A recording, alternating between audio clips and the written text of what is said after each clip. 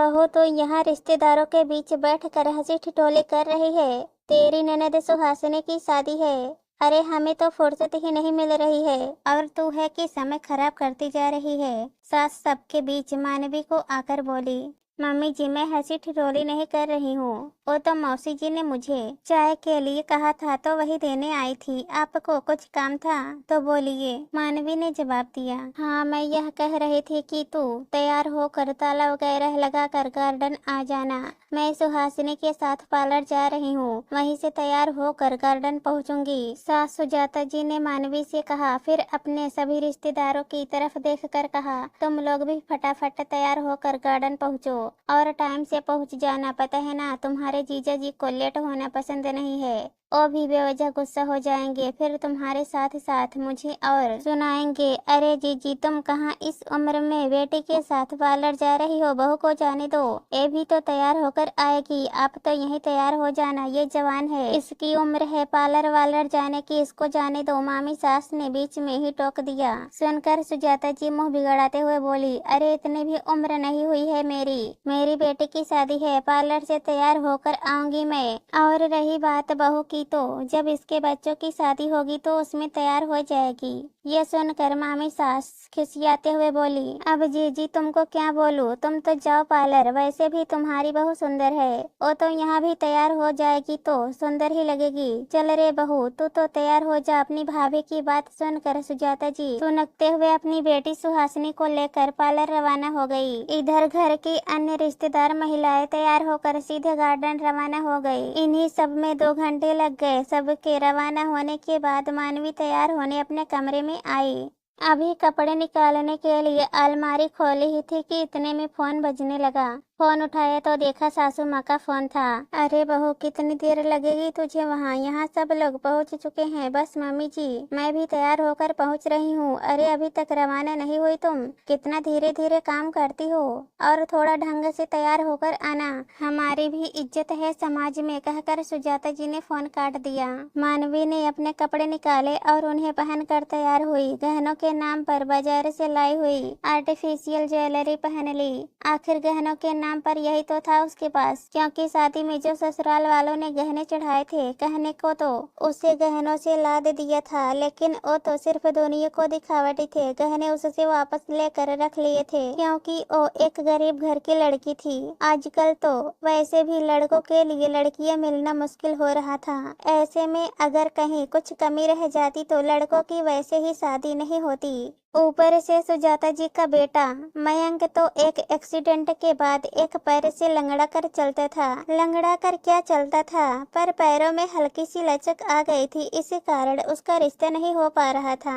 हालांकि वो मन का बुरा नहीं था, दिखने में भी सुंदर था और उच्च शिक्षा भी, लेकिन कॉलेज से आते समय रास्ते में उसका एक एक्सीडेंट हो गया था। बस तब से उसके एक पैर में लचक थी। आखिर अपने बेटे का रिश्ता न होते देखकर मन मार कर ही सही सुजाता जी ने मानवी के साथ उसका विवाह करवाया था। मानवी गरीब घर की लड़की थी, लेकिन पढ़ी लिखी थी और दिखने में भी सुंदर थी। मानवी और उसके माता पिता को मयंक बहुत पसंद आया था, इसलिए वो शादी के लिए तैयार हो गए। उसके माता पिता की शादी में खर्च करने की क्षमता नहीं थी, इस कारण उन्होंने सामूहिक सम्मेलन में उसका विवाह करवाया था। पर सुजाता जी इसके खिलाफ थी और उन्होंने मानवी के माता पिता को ये प्रस्ताव भी दिया था कि शादी का खर्चा वो लोग कर देंगे, उन्हें कुछ कहने की जरूरत नहीं है। पर वो लोग स्वाभिमानी थे, इसलिए उन लोगों ने मना कर दिया। तो सुजाता जी को ये बात चुभ गई। जब उन्होंने कुछ कहना चाहा तो उनके पति ने उन्हें डांट दिया, क्योंकि बेटे की शादी तो करनी ही थी, इसलिए वो उस समय अपने पति के सामने कुछ नहीं कह सकी। सामूहिक सम्मेलन में शादी हो जाने के बाद उन्होंने बड़ी पार्टी दी।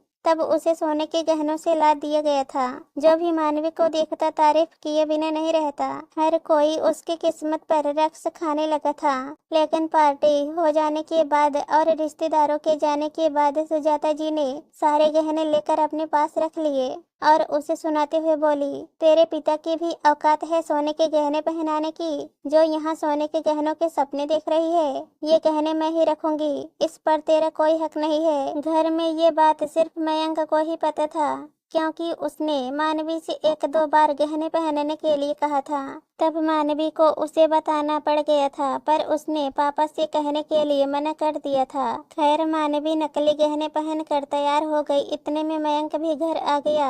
मानवी को तैयार देखकर उसका दिल खुश हो गया, लेकिन जब उसकी नजर उसके गहनों पर पड़ी तो चेहरे पर अजीब सी उदासी छा गई। तब मानवी ने कहा, क्या हुआ, आप ऐसे उदास क्यों हो गए? ये सुनकर मयंक ने कहा, तुम जल्दी से घर पर ताला लगा दो, तब तक मैं सिक्योरिटी गार्ड को समझा देता हूँ। हम लोगों को रवाना होना है। थोड़ी देर में वो लोग वहाँ से रवाना हो गए। थोड़ी देर बाद मयंक ने ज्वेलरी की शॉप पर आकर गाड़ी रोक दी। ये देखकर मानवी ने कहा, क्या हुआ, यहाँ गाड़ी क्यों रोक दी? अरे कोई जरूरी सामान छूट गया था, वो लेने आया हूँ, कहकर मयंक अंदर चला गया। इस बीच सासू माँ के 2 बार फोन आ गए, जो गार्डन में उन लोगों का बेसब्री से इंतजार कर रही थी। वो फोन पर ही मानवी को लेट होने के लिए अच्छी खासी डांट लगा चुकी थी। जब थोड़ी देर बाद वो बाहर आया तो अपने हाथ में जो सामान था उसे मानवी को देकर बोला, लो एक बार चेक करके देखो सही है क्या। मानवी ने पैकेट खोलकर देखा तो उसमें वही गहने थे जो वो सुहासिनी की शादी की शॉपिंग के समय यहाँ पसंद करके गई थी, पर सासू माँ ने उसकी पसंद को लेने से इनकार कर दिया था और कहा था कि वो अपनी बेटी के गहनों का बंदोबस्त खुद कर लेंगी। क्या मम्मी जी, ये गहने सुहासिनी को देने को तैयार हैं? ये गहने सुहासिनी के लिए नहीं है, तुम्हारे लिए हैं, जो मैंने तुम्हारे लिए खरीदे हैं, मयंक ने कहा। ये सुनकर मानवी हैरान रह गई। फिर बोली, मम्मी जी नाराज हो जाएंगी, तुम उसकी फिक्र मत करो, चुपचाप नकली गहने उतारो और ये गहने पहन लो। आखिर मयंक के कहने पर मानवी ने वो गहने पहन लिए। जब वो गहने पहनकर शादी में पहुंची तो सुजाता जी उसे डांटने के लिए उसके पास आई, पर तभी उसकी नजर उसके गहनों पर पड़ी। तब उन्होंने साइड में ले जाकर उससे पूछा, बहू ये गहने तेरे पास कहाँ से आए? मम्मी जी इन्होंने दिलाए हैं, मानवी ने जवाब दिया। तो सुजाता जी गुस्सा हो गई, शर्म नहीं आ रही है तुम लोगों को? यहाँ बहन की शादी है, घर में इतने खर्चे हो रहे हैं, ऊपर से सोने के गहनों पर और खर्चा करके आ गए। बड़ा अच्छा फंसा रखा है तुमने मेरे बेटे को। मम्मी ये गहने मैंने अपनी कमाई से खरीदे हैं और अपनी पत्नी के लिए खरीदे हैं, आप उसे क्यों सुना रही हो? उसे भी गहने पहनने का हक है। यहाँ हर कोई सोने के गहने पहने हुए है, यहाँ तक कि आपने भी सोने के गहने पहन रखे हैं, तो ये नकली गहने पहने अच्छी लगती क्या? अचानक मयंक बीच में आता हुआ बोला, अच्छा बेटा, अब तेरी कमाई हमसे अलग हो गई। अभी मेरी बेटे की शादी है, मैं उसमें कोई हंगामा नहीं चाहती। तुम्हें तो मैं घर पर देखूंगी, सुजाता जी उसे डांटते हुए बोली। घर पर क्या देखोगी? मैं अभी जवाब दे देता हूँ ना तुम्हें। बहू के गहने तो तुमने लेकर रख लिए, लेकिन ये इसके पति के दिलाए हुए गहने हैं, इन पर नजर रखने की भी जरूरत नहीं है। अचानक सुजाता जी के पति बीच में आकर बोले। सुनकर सुजाता जी हैरान रह गई। तुम्हें क्या लगता है मुझे पता नहीं है कि तुमने बहू के गहने लेकर अपने पास रख लिए और उनमें से ही अब गहने तुम अपनी बेटी को दे रही हो? तभी तुमने बहू के सिलेक्ट किए हुए गहने लेने से मना कर दिए थे। अब मुझे बेवजह का कोई तमाशा नहीं चाहिए। तुमने गहने अपनी बेटी को दे दिए ठीक है, लेकिन बहू के इन गहनों पर नजर मत रखना, क्योंकि ये गहने उसको उसके पति ने दिलाए हैं, ससुर जी ने सुजाता जी को डांटते हुए कहा। इस डांट के बाद सुजाता जी की कोई हिम्मत ही नहीं हुई कुछ कहने की, क्योंकि ससुर जी के गुस्से से तो वो भी डरती थी। दोस्तों, इस कहानी पर आप लोगों की क्या राय है कमेंट में जरूर बताना, और अगर कहानी पसंद आए तो हमारे चैनल को सब्सक्राइब कर देना। कहानी सुनने के लिए बहुत बहुत धन्यवाद।